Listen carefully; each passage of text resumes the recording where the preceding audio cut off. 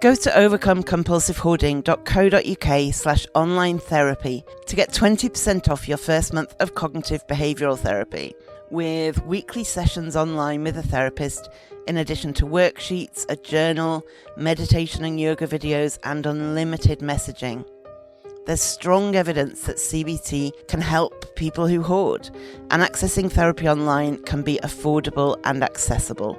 Find out more and get your discount at overcomecompulsivehoarding.co.uk/online therapy. A lot can happen in the next 3 years. Like a chatbot may be your new best friend. But what won't change? Needing health insurance. United Healthcare Tri-Term Medical Plans are available for these changing times.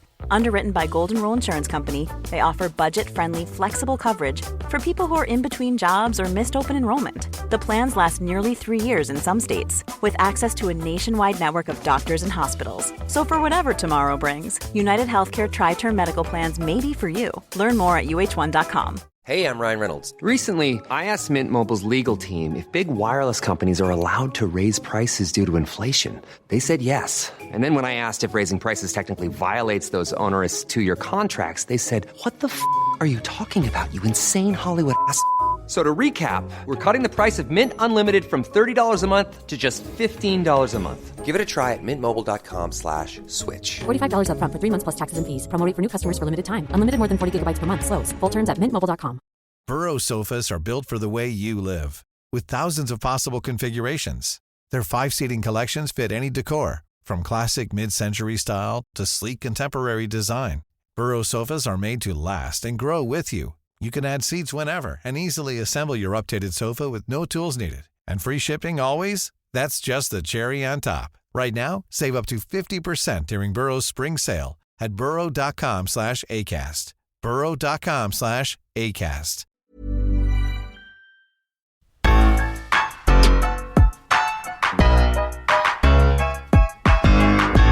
Welcome to the Overcome Compulsive Hoarding with That Hoarder podcast. I am drowning in stuff and trying to find a way out.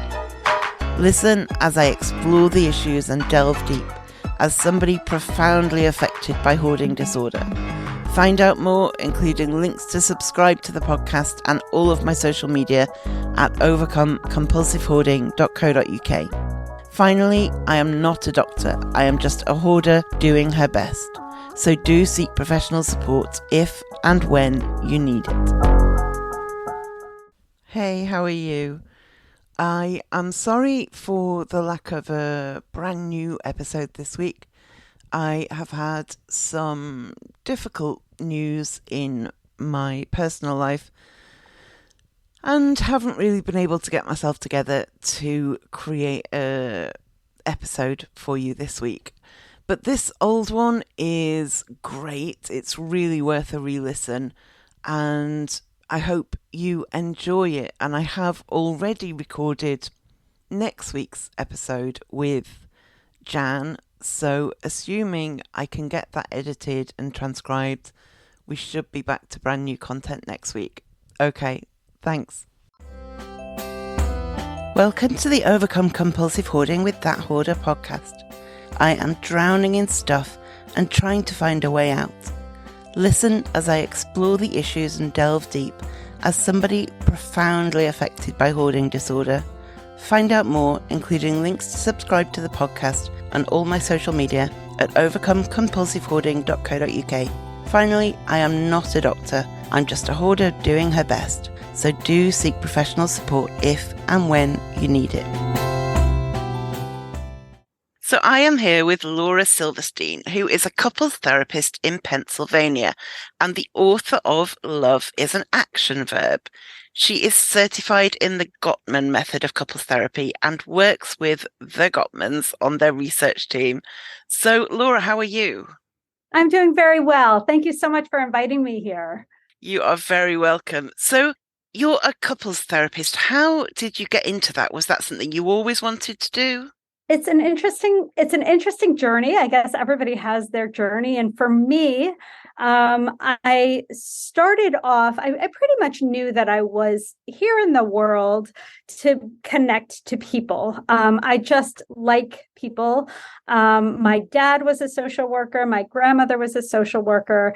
So I followed that path. And undergrad, I majored in social work. And I think I started off wanting to work with children as a family therapist. And my experience was that I felt that when the parents were really getting along well and communicating well and supporting each other, then they were able to co-parent their children in a way that was much more positive. So I sort of expanded into couples therapy, and I also I'm a Quaker, which so there's a belief in peace, and so I do feel that that's part of my mission is to help there be more peace in the world, and I'm fine having that be a very lofty goal because I think we have to have lofty goals to make a difference. And so it's just my little way of like session by session, trying to help people manage conflict and feel more connected and understand each other better. Yeah, I mean, we can't all be Nelson Mandela, but we can try and do our little bits in our area with our people. I think that makes complete sense to me. And I've just been so fortunate to have amazing mentors to teach me a craft that I could, feel like I can make a difference. And also my clients, right? Like they're the ones who've taught me how to be good at my job because they know what it's like to be, themselves, and they've taught me how to be a better therapist. So I'm eternally grateful. And can you tell me a bit about the Gottman method? Sure. So it is what we call an evidence-based approach, which means that it's research-driven, which is very important to me because if I'm giving advice, I don't want to just give it based on my own relationship. I want it to be something that there's a large sample size and lots of research. And what they did, they started off what they call the newlywed study. And it started off, and obviously it's been expanded and repeated with different populations, but couples would come back after their honeymoons and go to this little bed and breakfast that was actually a lab. So the team was collecting their urine and blood samples, taking their pulse, videotaping them, interviewing them. And we got to see what couples do, sort of how they have breakfast together, in addition to just how do you respond in a couples therapy environment. Yeah. And they also wanted to see couples who were not in distress, couples who were expecting to stay together forever and always, and following them to see what were the similarities with the couples who stayed together, what were the similarities with the couples that separated, so that we then can learn as therapists, as helpers, how to teach people, what the experts were doing, the experts being the people who lived happily ever after, what were the similarities so that we can help people who maybe that doesn't come as naturally, to help them turn the ship around, if that makes sense. It does, because if you only look at couples in crisis, there's nothing to model. There's nothing to say, well, you could say this doesn't work, but you don't know what to say does work. I love that you're saying that because I 100% agree that we want to be focusing on strengths. What can we do? Like, we don't want to just decrease negativity. That's not love, right? When we feel love and close, it's the experience of the positivity of what is there. So it can't just be conflict management. That's part of what I do. Don't get me wrong. I help people learn how to fight and fight fair, but it's also, how is your friendship? Are you having fun together? Do you feel warm and connected, and the good stuff? Making sure that you're remembering to prioritize each other. It makes me think I'm going to do a terrible job at telling this story because I can only remember bits of it. But there was a point in the Second World War when the British government was trying to work out the weak points on planes. And they were Okay. only looking at the planes that came back. So they were strengthening the wrong parts of the planes until somebody said, we need to look at the planes that went down Yeah. to see where the weakness is. Because if we just look, they were looking at the ones that came back and saying, oh, there are holes in the wings and there are holes in, but they weren't, they were looking in the wrong place. And that just came to mind when you were talking. Right. And I imagine there's a lot to learn from both, right? Yes, no doubt. No doubt. And so that marriage between what's working and what isn't working, constantly looking to reassess, oh, if this plane went down, why? And if this plane came back, why? Those Yes. are equally important questions. I love that example. Wow, that's great. I'm going to use that one. I'll find a link about it because I think I know where I learnt about it. So I will find a link and put it in the show notes. And somebody could do a better job than I just did explaining it. So I expect you're asked this a lot, but does being a couples therapist mean that you are in a perfect conflict-free relationship? No. That's awesome.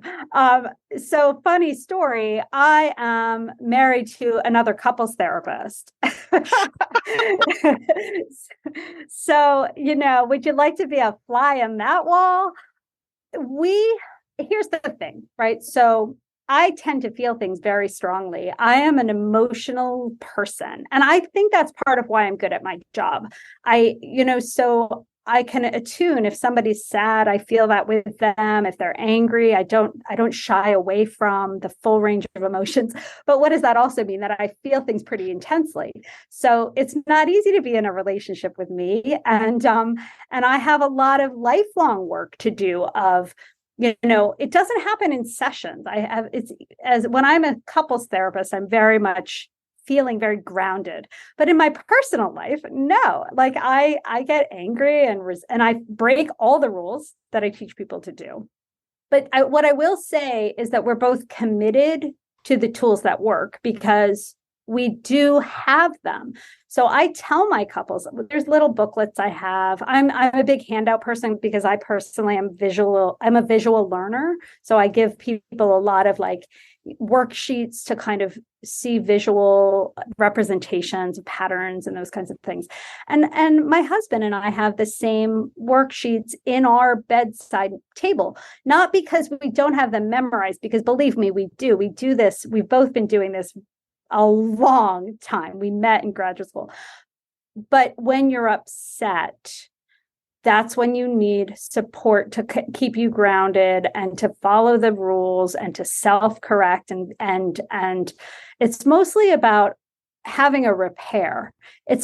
All couples fight. 100% of couples, not only couples, but human relationships have conflict because that's differences of opinion. But what does it come down to? And we know from the research that the difference between a relationship that lasts and one that doesn't is, do they have the capacity to repair after things go south? And my husband and I are very good at that because we believe in it. It works. So we follow the structure, and then we make up and go on with our life. So it's good. I think people expect perfection. I have a friend whose mum is a family therapist, and people would say to her, "Oh, I bet your mum's like amazing at home," and she'd just go, "No, she's really annoying." Yeah. All of the things that all of our mums did, just because she had this role at work, didn't make her a god at home, because nobody is. And I think that's a gift to be able to share that with everybody, that, so much of what brings happiness, I think, is accepting our imperfection, not striving for perfection. And when helping professionals can admit the mud on their face, it's a level playing ground, that we're all just trying to learn how to connect in a world where we disagree sometimes and we let people down. It doesn't get better. We just learn how to be kinder and more self-aware as we do these things again. Yeah. Yeah, I think so.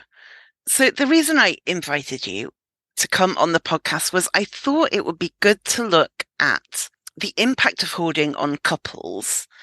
And it's not something I've especially covered before. Partly it's come up, but it's not something I've really focused on. Partly because I'm single, and I often think about singlehood in relation to hoarding is a real double-edged sword because on the one hand, I'm sure that being the partner of a hoarder is really stressful in a lot of ways, and I'm glad I'm not putting that on somebody. But also, there would be a degree of accountability, I think, Mhm. on me if there was somebody around.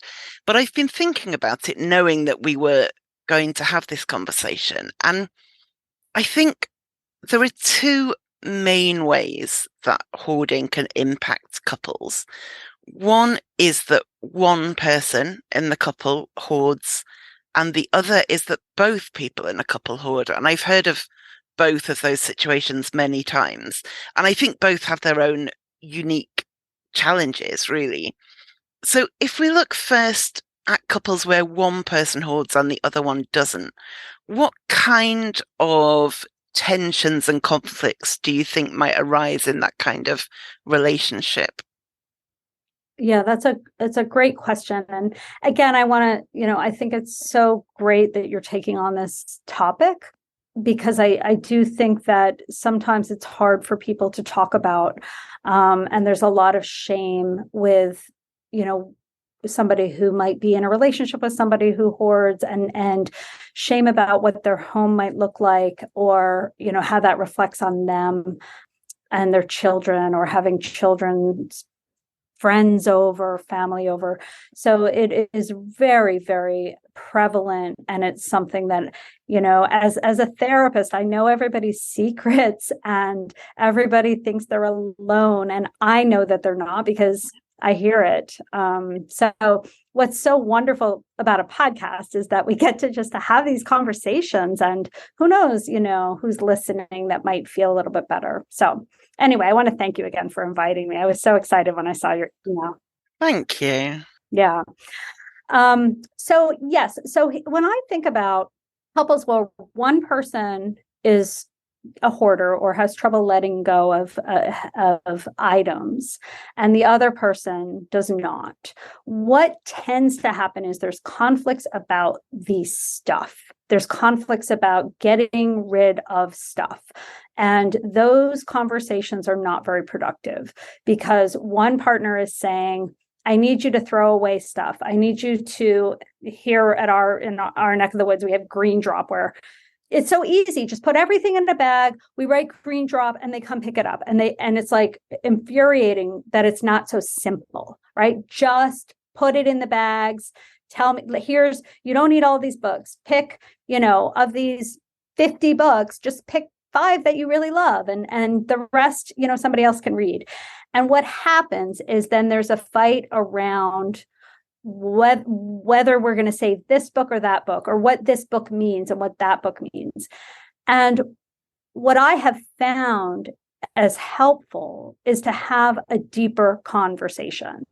So there is a reason that the person who is having trouble letting go of things, there's a reason that there's meaning that they're assigning to either the item, the process of letting go of the item, what it could be a fear of the future, like am I letting go of a legacy of where that would go, or it could be holding on to the past.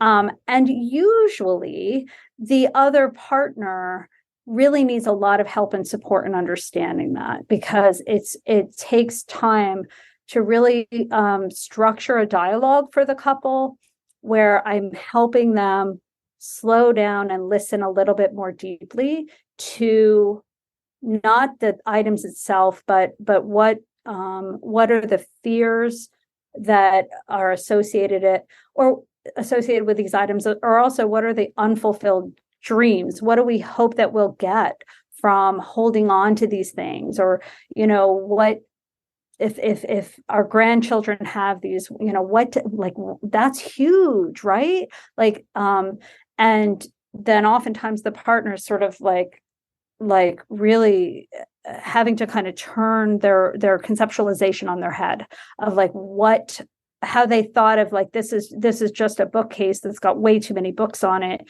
to this was something that was your grandfather's, and there's a story behind every single thing.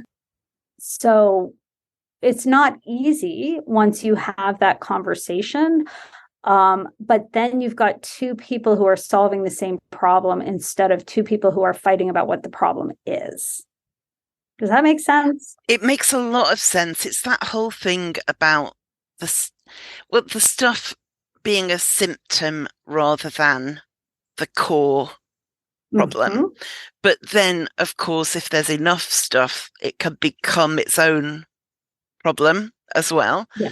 But if somebody is keeping everything because they were very poor growing up and they don't believe that they can replace things if they go, then if a partner understands that, they can maybe go through the bank account and say, look, we're doing okay. We have some savings. Sure. We can replace things if they need to. Is it that kind of thing?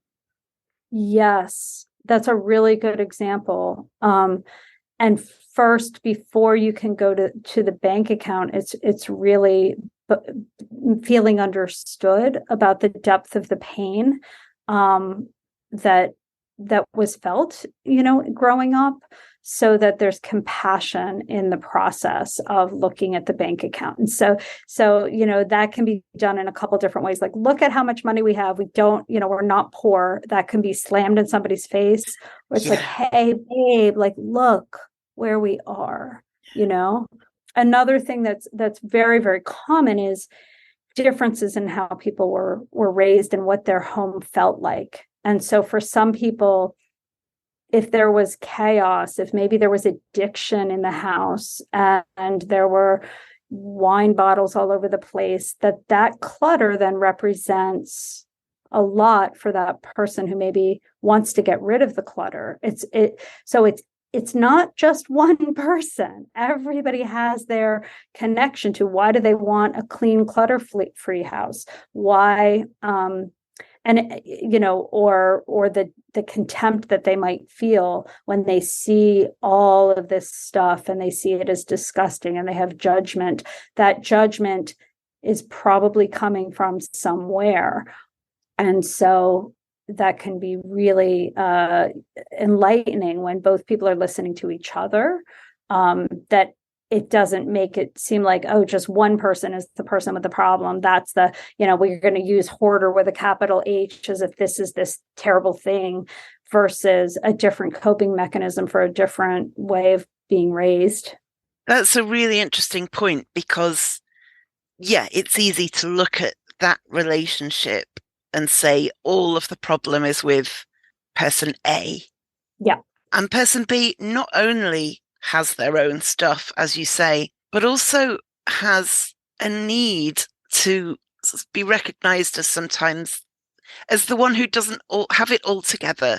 It's not like the non-hoarder has to be the savior and at all times perfectly functioning.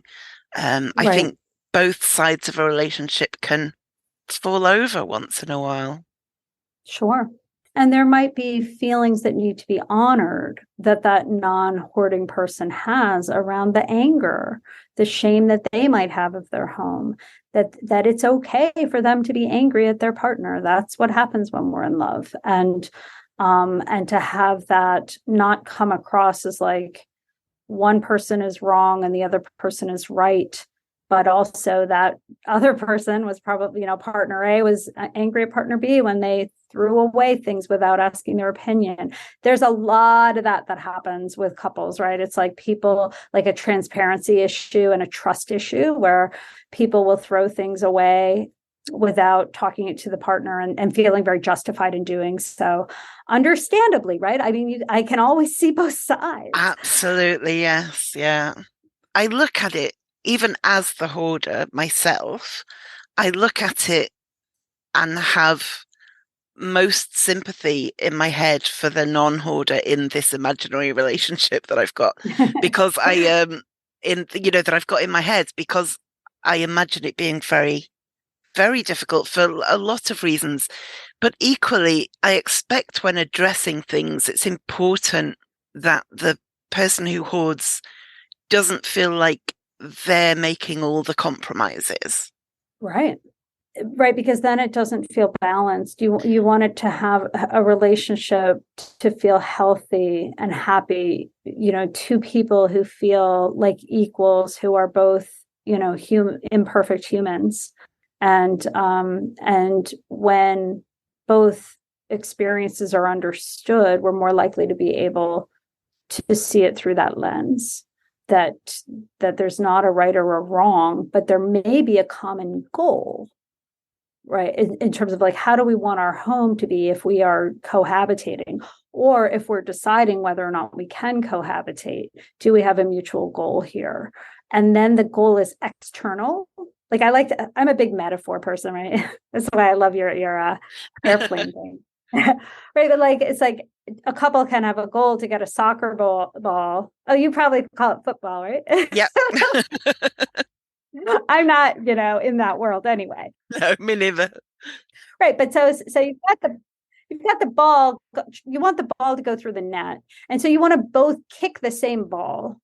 But when couples aren't functioning well, they're kicking each other's shins instead of realizing the problem is outside. The problem is not person A or person B. There may be a problem, which is we've got to get this house in better shape, or we have to find a way to honor these belongings in a way that is really is having integrity for the meaning that they represent. So this is a big challenge that we've got to figure out. And when you can shift from you're the problem, or no, I'm not the problem, you're the problem, that's where people are kicking each other's shins and everybody's getting hurt and nobody feels better. Like, you don't feel better when you kick someone else's shins. Like, you think you're going to feel better, but like, even if you win and you hurt them, you just hurt somebody you love. Like, yeah. I mean, we know that intellectually, but we get stuck into it, trying to blame the other person is natural experience. Yeah. And if the non-hoarding partner is understandably angry and annoyed, if the hoarding partner, I feel like we should have given them imaginary names. Right, I know. If the hoarding partner feels threatened by that anger, they may well react by getting more protective of their stuff, because that's their coping mechanism. That's where they go when things are difficult. And if anger to them is threatening, then everybody doubles down and everybody digs their heels in, rather than saying, okay, what's actually going on? Yep. And what is underneath the anger? Anger usually comes with a buddy, right? It's not by itself. There's something there. So if you can understand what's underneath the anger, is it that there's a feeling of peace that comes, that you want to have, that's connected to your home? And it's like a partner A or whatever.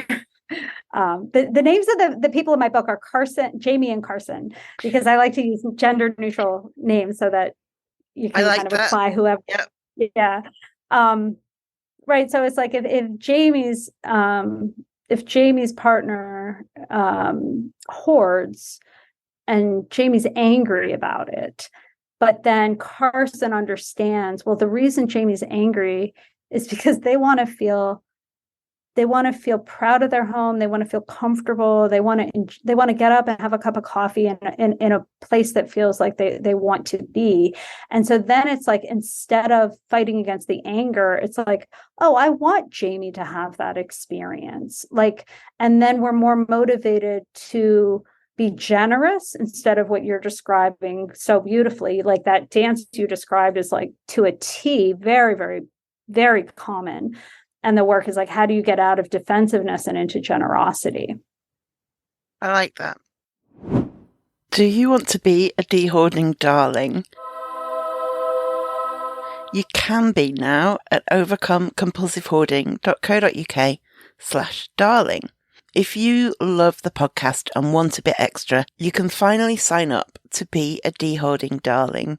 Members will get an exclusive monthly post with an additional top tip, some podcast and music recommendations, and a personal update from me about how things are going. Find out the full details at overcomecompulsivehoarding.co.uk/darling. So the other imaginary couple, Alex and Sam, well done, are both, I was really stuck. So our second imaginary couple, Alex and Sam, are both hoarders. So what are the potential pitfalls and conflicts in a relationship like that? Because it happens a lot. I don't know if we might attract each other somehow, or if, I don't know, but yeah. Well, there's a comfort in right. So there's a belief that you're going to be shamed, and you find out that somebody else struggles with the same thing, then there might be a belief that you're less likely to be shamed by someone else who shares the same struggle. So oftentimes we do look for similarities with our partners. Yeah. And I like to talk about sort of apparent similarities because there's apparent similarities, and then there's, ways in which there are dissimilarities, and there's differences in the apparent similarities, and so it doesn't matter when you think you have something in common. There's always differences underneath it. Like, you can't find another you, and do you really want another you anyway? Like, oh no, I can't imagine anyone worse to be in a relationship with. Oh, no, don't say that. I mean, I like myself, but I annoy myself. So. That's fair. That's totally fair. I can relate. So I think that that the thing about two people who are both struggling with hoarding is that they may have times where one of them is more motivated to overcome the problem and one of them wants radical acceptance. And then there can be a blame that can happen of who's worse, like this, who's making this problem, not go away. And there might be times where one person, really maybe goes on, makes a big effort to sort through some stuff, and then feeling like their partner pulls them backwards or doesn't support the progress, and then they feel like, why even bother? And that can sadly cause some hopelessness. So and then there is a sense of, as you talked about the accountability, I do think there's some truth to that, although I don't think it's good to set that up as an expectation, right? No. But there is some truth to the fact, just like you see somebody go out and exercise and you're like, oh, look how healthy, maybe I'm not going to go for a run, but maybe I can go for a walk. And it can kind of help people maybe look at what their version of that might be. But I think that there may be a way in which there's advantages of, having two people together who do understand why it's so difficult and will be able to be more patient and listen to the stories. I mean, some of my couples talk about they just want somebody to hear the story about why I don't want to let go of this photo album. I want to show you who all these pictures are. A photo album is a bad idea, probably, because you don't really want to, that's like really high up there in terms of something to get.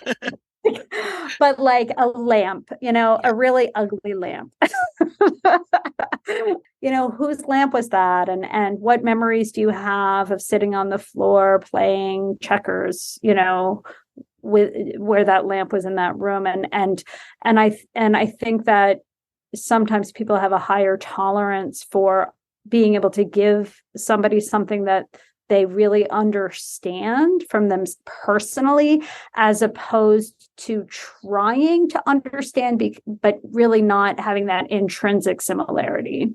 It makes me think of couples where both people have an issue with, say, alcohol addiction. Mm-hmm. If they are both really enmeshed in drinking, it can be a really destructive relationship. Mm-hmm.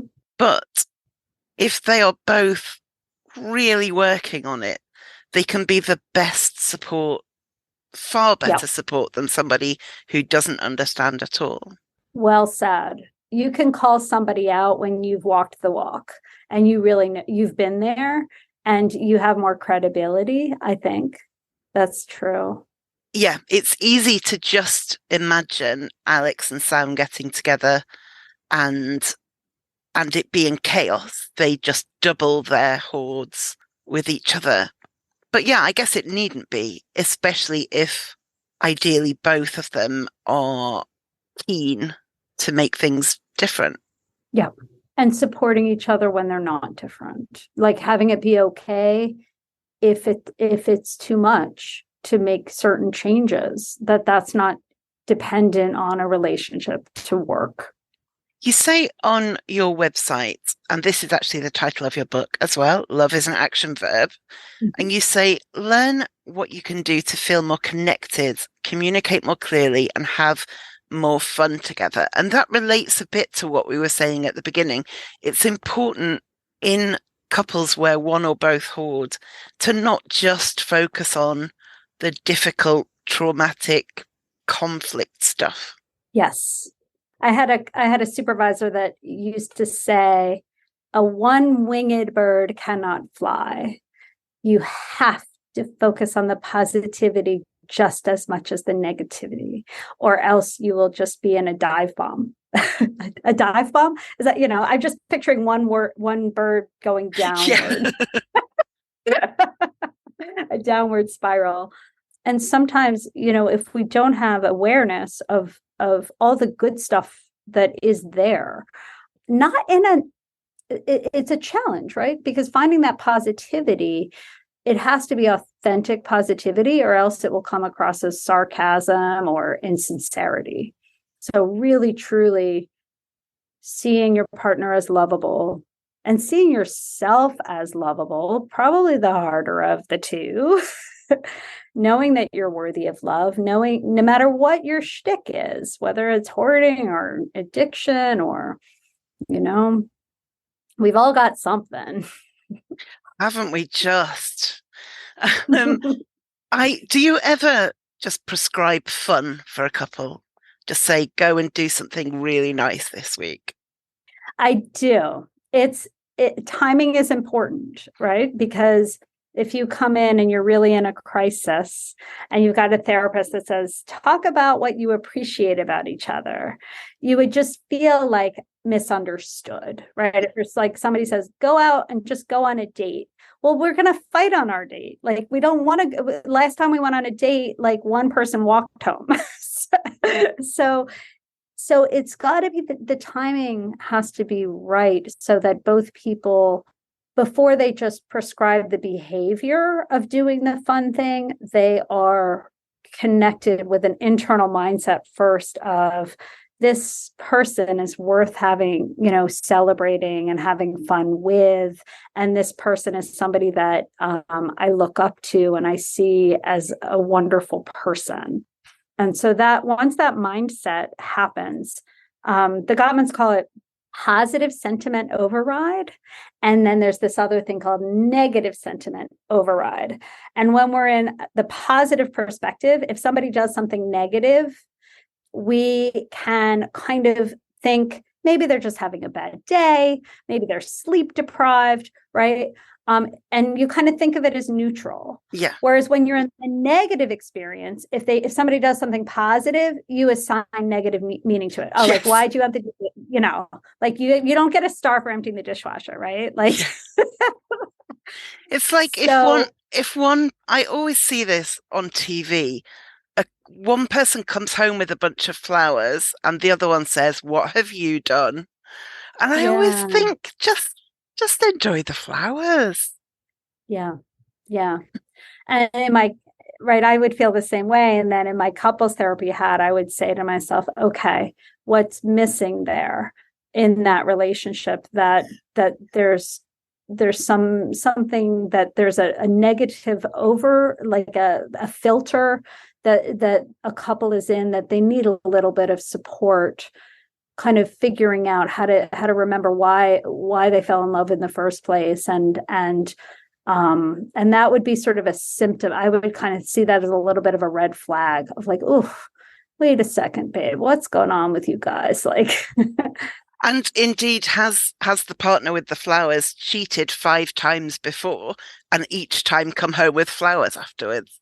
I guess there's a whole exactly. context, isn't there? Right. Or did this partner not cheat, but partner A was cheated on in their last relationship and they used to get flowers and they had no idea it was a trigger of like, oh, don't ever get me flowers, dude. Like, get me chocolate. And then you learn that quickly. Yeah. Yeah.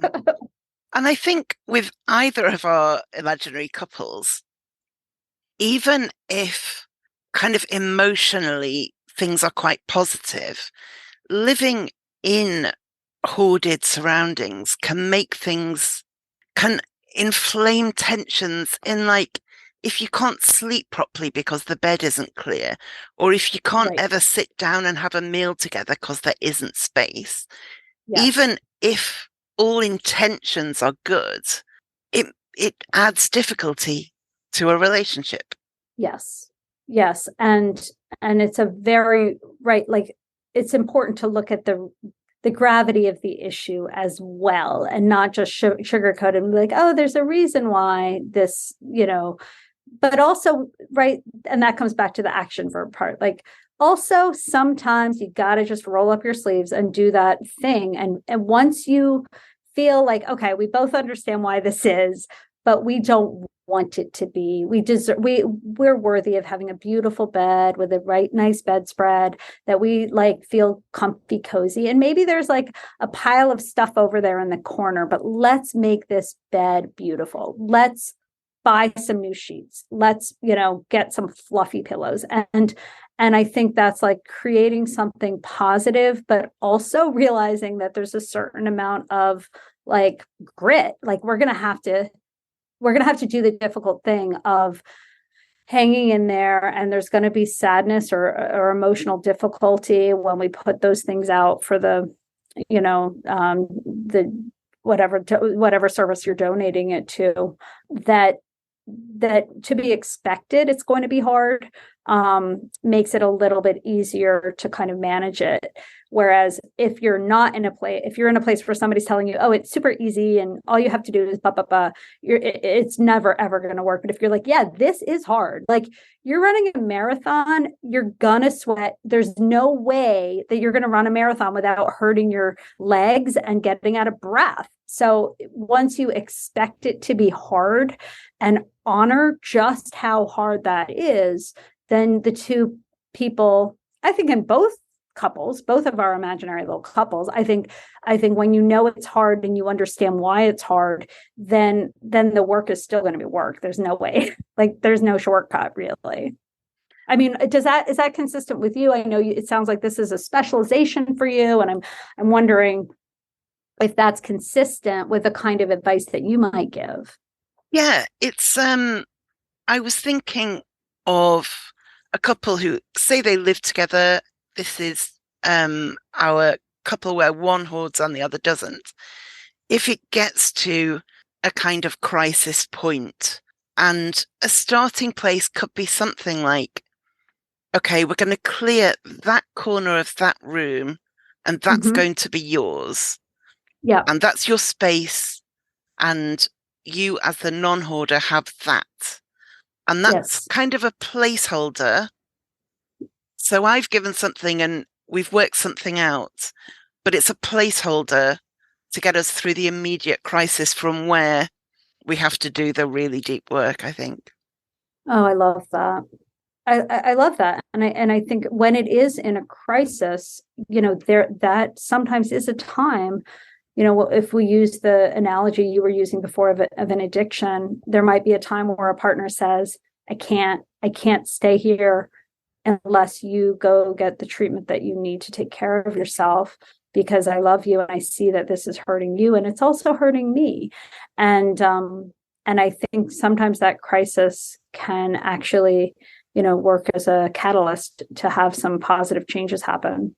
And if it doesn't work as a catalyst, that person's entitled to leave. Um, and we can't, on the hoarder side of the relationship, resent that. I mean, it would be difficult. I'm not saying it would be easy, but equally, I think somebody who is not a hoarder should not feel obliged to stay if it comes to that crunch point. Exactly. And that's consistent with what you're saying, is so in line with what I believe around relationships in general, that when you choose a partner, you choose a set of problems that you're going to live with. And I might be able to live with one problem, and you might be able to live with another problem. And there's no judgment. It's just that there's a lid for every pot. And if you convince yourself that you should stay and grill through it, or whatever that word is, like, then it's going to build resentment, and that's not kind. That doesn't feel good to your partner. You're not doing them a favor, because they might find somebody that's like, hey, I can live with that problem for the rest of my life, but not this one, right? Yeah. Who knows what it's going to be? Yeah, it may be that you couldn't live with somebody with a heroin addiction, but you're okay with something else, or vice versa. It's we've all got our own backstories and preferences as well. It's not all about deep psychological stuff. Sometimes it's just, I briefly dated somebody who took a lot of drugs when we went out, and I just thought, no, that's not what I want. And that's fine. Yes, exactly. And for me, my version of that was, I need somebody that can talk about their feelings. I teach everybody how to express themselves all day. I need a partner who already knows how to do that. And then there's other things that, like, that was a deal breaker for me. And once I was super clear about that being really, really important, somebody who had that emotional connection capacity, that then I had it in my head, if there were other things, because this person I'm married to is not perfect either, just like myself. And then it's like, I can go back to them and say, yes, but these things that are crucial to me, he has those qualities. And so sometimes it might be that you're focusing on what you want as if you can have everything, but you can't, right? It's like, my husband's not so handy. Like, he cannot build a shed. If we need somebody to build a shed, that's going to either be me, or it's going to be somebody that we hire. Yeah. And so but if I'm like, oh, if I just focus on, oh, I wish he could do that thing, then I'm forgetting, like, oh, but there's these other things too. And so when you look at what you do have and what you don't have in balance, remembering that you're the same way, I have my faults as well, then it really is a deep sense of acceptance, as opposed to, oh, I'm just putting up with this thing that I don't really like. No, you're choosing to be with that person, knowing their blind spots, or knowing their, what are the skeletons in their closet, Completely. And it's not that I expect perfection in a relationship. It's that particular thing, it was party drugs, it was overwhelming. I got annoyed, she got out of control. And I thought, no, but I've had other relationships with other difficulties that I've worked with. It's not that everything has to be 100%, is it? It's just that we all have our limits as well. And we might not know them until we come across them. I didn't know I couldn't really tolerate somebody getting so out off their head on a night out, until I was faced with it repeatedly. And I just thought, no, I can't. Right. And now you know that. And it might be that you'd be surprised. You would say, oh, I could never be with somebody who, I don't know, struggles with depression. And then you fall in love with somebody who struggles with depression, and you realize, that you can go the distance with them and learn how to support them and feel closer in part of that, expression and understanding. So it's like, there's so many different things where somebody else might be able to handle, drugs, but not depression, or, expecting somebody to, have a certain kind of job, or be a different, religion, or, political thing. I mean, there's so many things, there's so many boxes that we get to choose. I think we get to choose which are the ones that are the most important to us. So if a couple has either one or two hoarders, we've talked a bit about one option is maybe to kind of start by creating space for one person or clearing one thing, like you said, like the bed, making the bed perfect and starting from there. What other things can couples do if hoarding is an issue in their relationship? One thing that's worked with some of the couples that I've helped has been hiring another person. And if there's financial capacity to hire an organizer, the right kind of organizer who can sit with the person and who has experience working with hoarders. There are people who feel joy by helping people through this process. And what that does is it takes the pressure off of the non-hoarding partner to be like, when they're in that space, they can feel so triggered and so angry. But if they go out for the weekend and somebody else, and you're hiring this person who's not in the mix, I've found that sometimes that can help. It can also backfire. It has to be the right person. It can't be somebody that has a external method that has to do with bins, or it has to be somebody that's really willing to learn from the hoarder what they already know about themselves. And so as therapists, you'd be surprised how common this is, that we actually develop relationships with people in the field. The same way, if you were looking for a referral for a psychiatrist, you would think, oh, of course, I can talk to my therapist about that. But this is a big enough issue, and so many couples have tension about it that it's like, I've learned who are the people who really have their heart in it and understand what hoarding is, and then they can help these couples. Because there really are, there's professional organizers and there's professional organizers. Some are the kind who like to go in and kind of perfect an almost perfect home, make it absolutely efficient or absolutely beautiful. And that's amazing if that's what you need, but it's not what a hoarder needs. And there are also professional organizers at the other end of this kind of spectrum who are a lot more, about the process and about understanding what's going on for you and about it being a dialogue as well. It's important to not get somebody who is making decisions for you. Oh, right. To make decisions for you, then then you just have the same version of the fight that you were having with your partner with an organizer, and you're paying them. So that doesn't work. But what we were saying too about the action, then once there's the trust there, and it's a sense we've honored this lamp, then the organizer can take the lamp and put it in their trunk. And and that, I think, really also helps. No doubt. No doubt. Concrete things.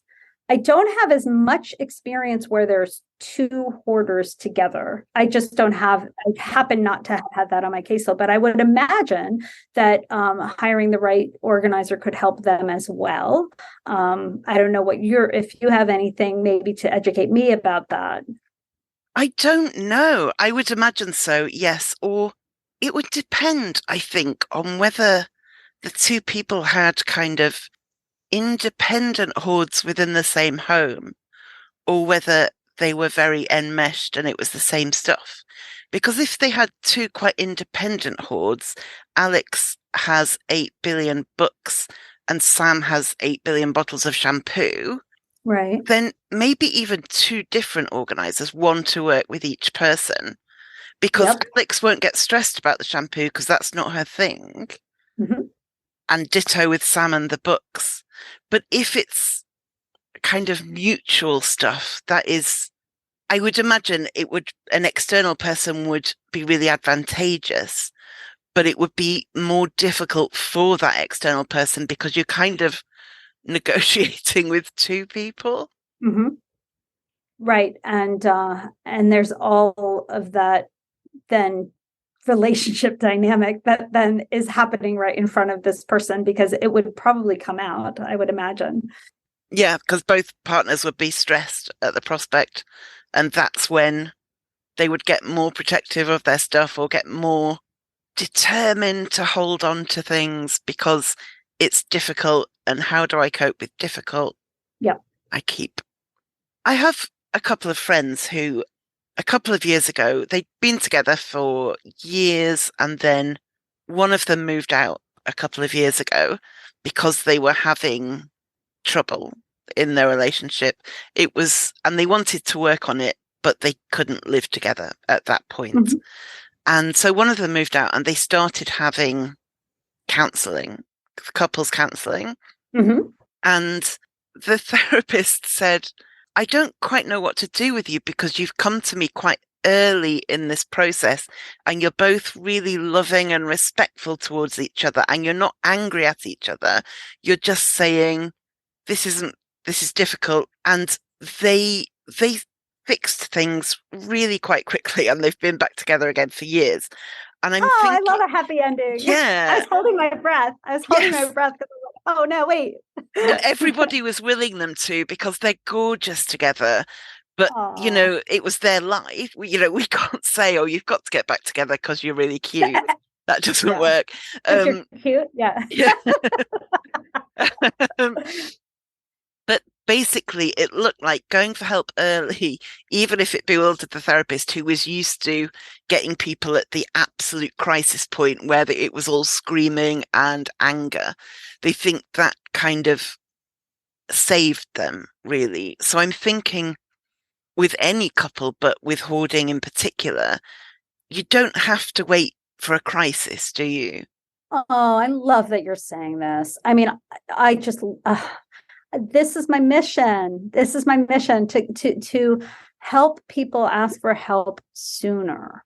It's like if you want to learn how to play tennis, like go buy your tennis racket and then schedule a lesson, because then you can learn from the experts and you get into good habits from the beginning. You kind of have an agreement, you know what's on the table, you know what your challenges are, and then you can move forward practicing those skills as opposed to having to go back and unlearn them. Like, oh wait, my elbow wasn't supposed to be there when I made a serve. Like, that's really hard to learn how to undo it.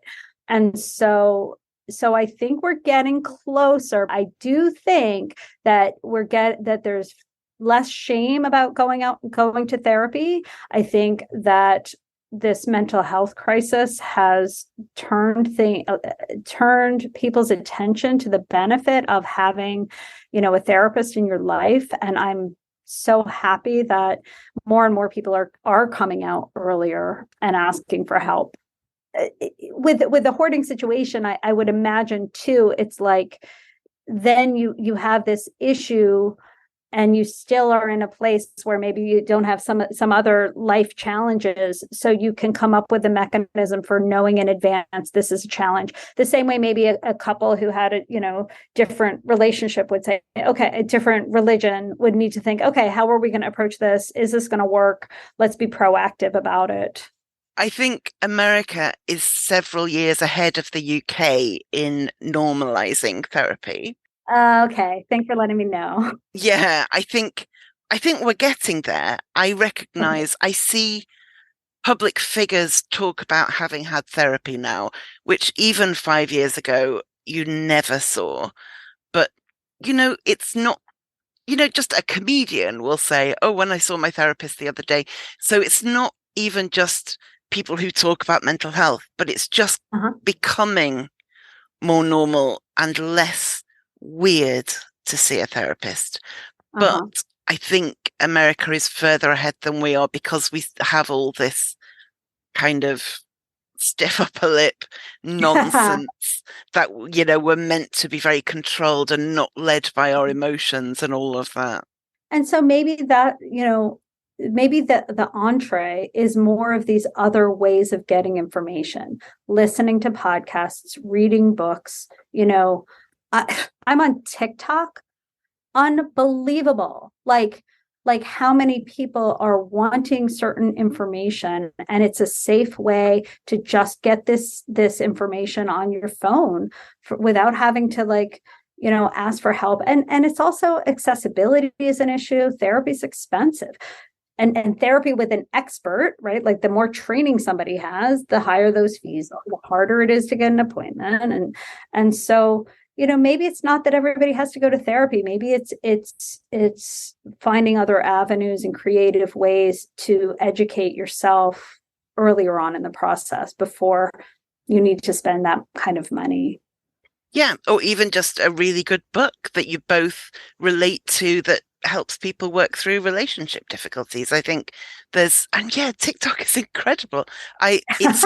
It's really dangerous if you don't want to waste an hour of your day, but because it's very addictive.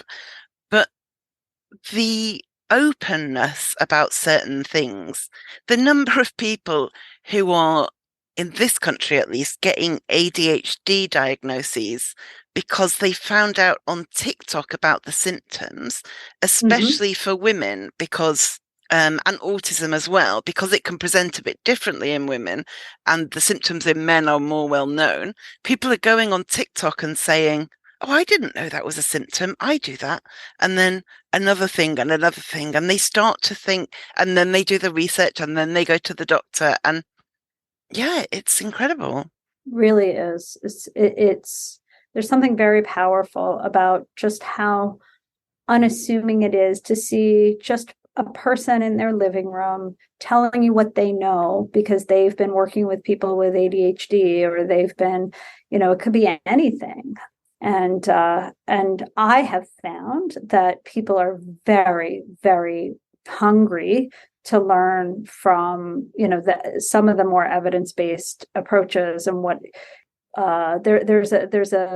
I feel very honored in that situation that, like, here I am, this old lady, like, just with my little iPhone. I really feel like there's a deference of like, okay, we have a lot to learn. And so maybe young people get a bad rap, but that's not been my experience at all, that they want this information. They're try it, they go home, they thank me. They're very positive. So yeah, absolutely. And while whenever I do this podcast and whatever I'm talking about, there's never going to be one thing that helps everybody, because everybody's situation is different and everybody's got to this point from, for a million different reasons. But from what you're saying, and correct me if this is wrong, but it sounds like it's not just important to keep communication open, but also a kind of openness to learning, which relates to what we were just saying about TikTok, that it's not just about listening and speaking, it's about being willing to change as well, not just in terms of the stuff around you, but anyway. And that's unsettling for people. Yeah. Yeah. It's what you're talking about is humility and curiosity. Yeah. Which, when you put it out there and you have positive experiences where people hold you in your vulnerability, it's extraordinary. Yeah. Because if you let yourself be vulnerable and that is treated respectfully and lovingly, that's a really powerful thing. Mm-hmm. And a terrifying thing, but a powerful thing. Sure. I talk about it in terms of testing the waters, right? Don't do a deep sea dive with somebody that you just met, but like think about it in terms of going into a cold ocean where you put your feet in and it's cold, but then you kind of get used to it and you're comfortable. And then it can go in a little bit deeper if it feels okay and you feel comfortable. But also if it's too much, you can just back out. And I think that's about testing how much do you trust the person with whom you're being vulnerable, and how are they receiving you? Yeah. Have they earned that trust as well? We can't, unfortunately, always expect the best and always expect perfection from people. because we all screw up and we all get it wrong, sometimes in boring day-to-day ways and sometimes in ways, I know I've done it. You look back and you think, I've really let that person down in that moment with that thing I said because Mhm. I was tired or I was frustrated or I didn't know what to say. That's often been the thing with me. If I look back at kind of difficult moments in a relationship where I've said something, say, insensitive, it's not been, I want to hurt this person. It's not Right. been, I don't care. It's been, I have no idea what to say. And so I fill the silence and something comes out of my mouth because I Mhm. don't want the silence. And afterwards I go, that was the wrong thing to say. So about even when things go wrong, not always kind of looking at the worst of somebody. Sure, sure. It's like what I was saying before about repair. Hey, like, can I say that again? That did not come out right. Yeah. And giving one another some grace with that of like, just like, can I that thing I said yesterday that was insensitive, and that takes courage, right? Because it's not easy to initiate that dialogue when maybe that person has moved on and they're not angry at you and you're having a great time. Why do you want to bring up that conversation? But it's worth it because it's lingering in you if you feel bad about not being your best self. And it also then, had an impact on the other person, even if they're not actively showing you. So when we can get into that habit of trusting each other and going back, and I call it a redo. You can always have a redo. I mess up as a therapist. Wait, that did I misunderstand you? I was totally off. We all do it. And I'm thinking you can have that redo. It doesn't have to be immediate. It's a few years ago now, but got a message on Facebook. You know, when Facebook was new and we were finding everybody from school who we hadn't been in contact Yeah, with yeah, for right. decades. Uh-huh. And suddenly, and there are people who you have you don't remember them at all, but you see that all your mutual friends are also from school. So you think, oh, they must have been from, and you add all kinds, well, Right. certainly I did all kinds of people. And I got a message from somebody who said, I was really horrible to you at school and Wow. I felt bad about it and I'm so sorry. And I, it was an interesting experience because she was really horrible to me at school and it wasn't a massive trauma in my life, but I'd held on to it to some Mm. degree. And one thing that I think made it a lot easier to receive that message was that she made clear that by saying that she wasn't expecting anything from me. Right. She wasn't saying, so do you forgive me? Or please reply and tell me it's okay. She said, I'm saying this because it's important for me to say it. I hope that me saying this doesn't make things more difficult for you. And I don't expect anything in return, but I just needed to say it. Wow. And it was powerful. And it wasn't a fully positive experience because it dredged things up. But Sure. overall, it was still an incredible thing for her to do, a brave thing for her to do, and something that, especially with a bit of distance, I really appreciate. Mm.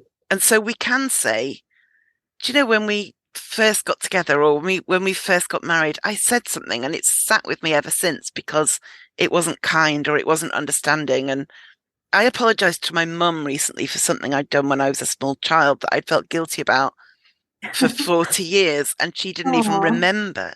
I said, right. I'm so sorry for that time I did this thing. I had really upset her at the time and yet she had no memory of this at all.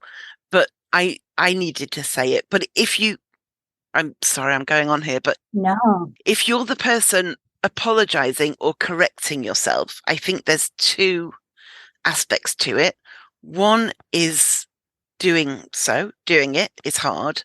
But I do think this thing of not asking or assuming that you're going to get something in return is quite important.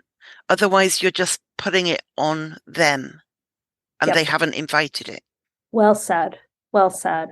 Or if you bring it up as sort of, I feel really bad about how I treated you in high school. That would have felt very different to you, right? Because then here you are, this person mistreated you, and then they're kind of making a bid for you to take care of them. Yes. Yeah.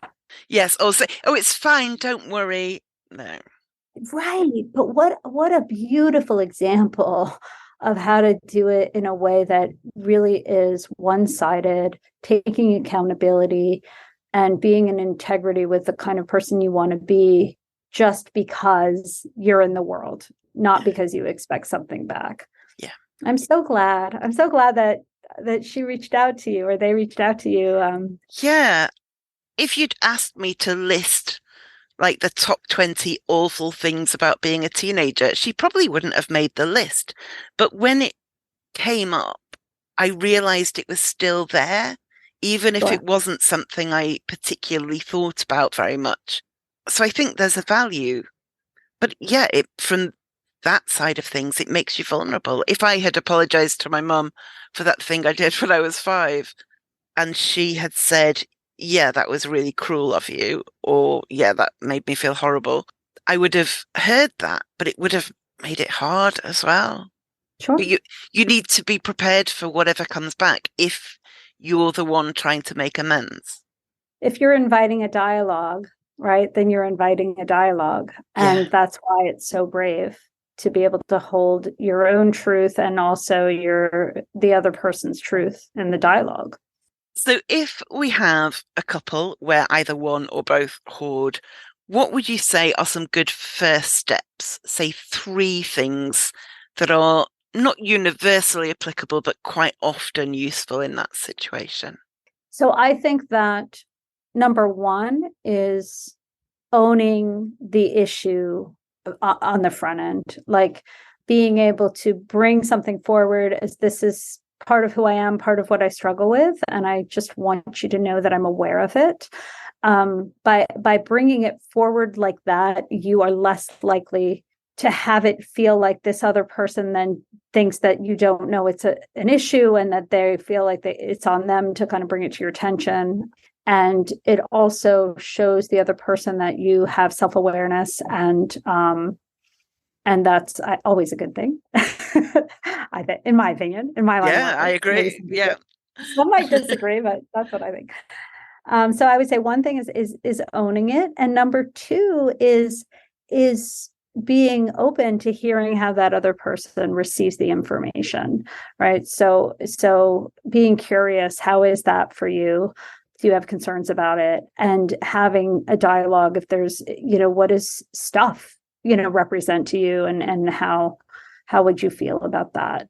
And then number 3 would be, I would say, to think about being very deliberate if in the decision of cohabitation, if that were to happen, how would that happen? And to not just end up in it because you've been spending the night and then the next thing you know, you've got your toothbrush or whatever. Yeah. Like, I would say, make it overt. Like, this is something that we need to talk about, and be proactive with coming up with a plan. Yeah. So that's it off the top of my head. That's impressive. I like it. You know what you're talking about. Oh, you're very kind.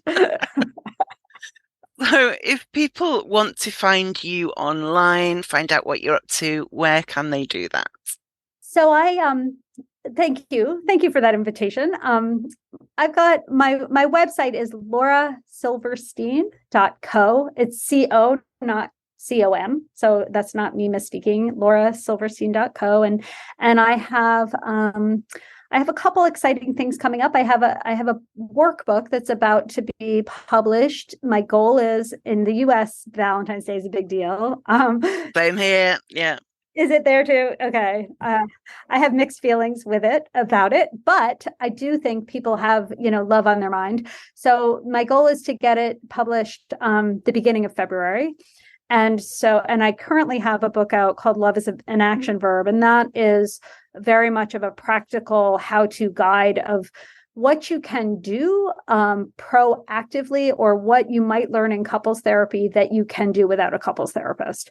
So there's certain things that you can't do trauma or betrayal work in a paperback book, but the communication skills, intimacy, friendship, fun, that's the stuff that I teach all my couples, and I feel like much more comfortable putting that in writing. So that's Love is an Action Verb. That's on Amazon. If you want to be on my mailing list and find out about the workbook, then you can go to my website, and there's a bunch of freebies you can download. So choose your freebie, and I'll get you on my mailing list, and then you'll get a discount, when the book comes out. I'm also TikTok, which is Laura's Love Advice. Oh, I like that. Yeah. And I will link to all of those in the show notes. So if you're kind of scrambling for a pen and can't find one, you just find it all on the website where it always is. Laura, thank you so much. That's been really, really useful. Even as somebody not in a relationship, I'm feeling quite inspired. So it's brilliant. Thank you. I thank you. What a riveting conversation. I just feel like we could keep talking for another 3 hours, and we're just like ping-ponging back and forth. And it's so wonderful to talk to somebody who shares, a passion in all things, health and mental health and open, honest communication. So I am so grateful that you found me online somehow and invited me. I'm honored. And let's do this again sometime. We can take on a different aspect of the topic, because I think it's so important, and I appreciate you taking this on. Absolutely. I would be up for that. Do you have any burning questions you'd love me to answer? I'll get to the top tip in a second, but my first Q&A episode was really popular, so I'm going to be open to questions on a rolling basis, and then when I have enough, I'll make another episode answering them.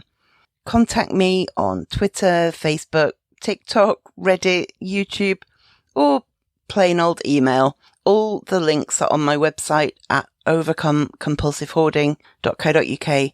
Ask me anything and I will do my best to answer it. Now, your top tip. Now on Broadway, An Enemy of the People is a New York Times Critics' Pick. Jeremy Strong is one of the great actors of his generation, hails the Chicago Tribune. In a performance the Wall Street Journal praises as powerfully affecting and bitterly funny. Michael Imperioli sets off sparks, cheers the Hollywood Reporter. Victoria Pedretti is luminous, raves variety. From director Sam Gold and playwright Amy Herzog, An Enemy of the People is urgent, electrifying, and haunting, declares USA Today. An Enemy of the People, on Broadway through June 16th only. Burrow sofas are built for the way you live. With thousands of possible configurations. Their 5-seating collections fit any decor, from classic mid-century style to sleek contemporary design. Burrow sofas are made to last and grow with you. You can add seats whenever and easily assemble your updated sofa with no tools needed. And free shipping always? That's just the cherry on top. Right now, save up to 50% during Burrow's spring sale at burrow.com/ACAST. burrow.com/ACAST. So my top tip this week comes from the Martin Lewis podcast, which, as always, I will link to in the show notes. Now, he's talking in pounds and pence, but whatever currency you have, I'm sure you can make this apply. Have a listen. I should also use this opportunity to tell everybody about a really good way, if you're short of cash, to help you save. People have been doing this one for years. There's a whole community on my forum that do it. It's called the 1p Challenge. And if you've started a few days late, it's fine. What you do is you put away a penny on the 1st of January, 2 pence on the 2nd of January, 3 pence on the 3rd of January, 4 pence on the 4th of January, 5 pence on the 5th of January. If I keep doing this, it will be a very long show. And you keep adding a penny. A very long podcast. Keep adding a penny all the way through the year until the last day of the year you're putting in £3.65. If you do that at the end of the year, you will have saved 668 quid. And that's the 1p challenge. So just try saving that a penny more each day throughout the year.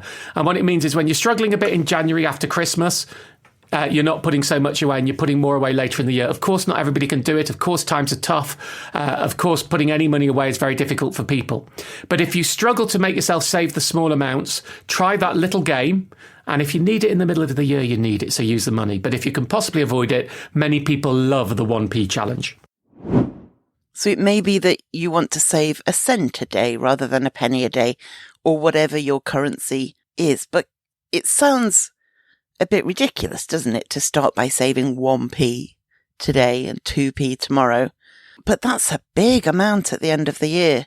And especially if you're a bit of an overspender, it could be a good challenge to set yourself. All right. Thank you for listening, and I will speak to you next time. Thank you for listening to the Overcome Compulsive Hoarding podcast. You can find more online at overcomecompulsivehoarding.co.uk. You can find me on Twitter at @thathoarder and on Facebook at Overcome Compulsive Hoarding with That Hoarder. To find out more about how you can support this podcast and the overall project, go to overcomecompulsivehoarding.co.uk/support and do subscribe to this podcast so you make sure you don't miss any future episodes.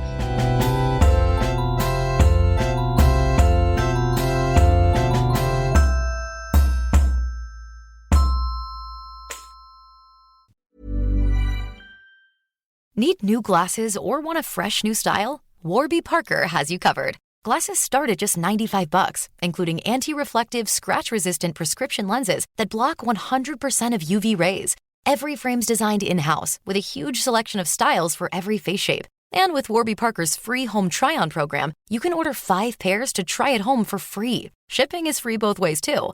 Go to warbyparker.com/covered to try 5 pairs of frames at home for free. warbyparker.com/covered.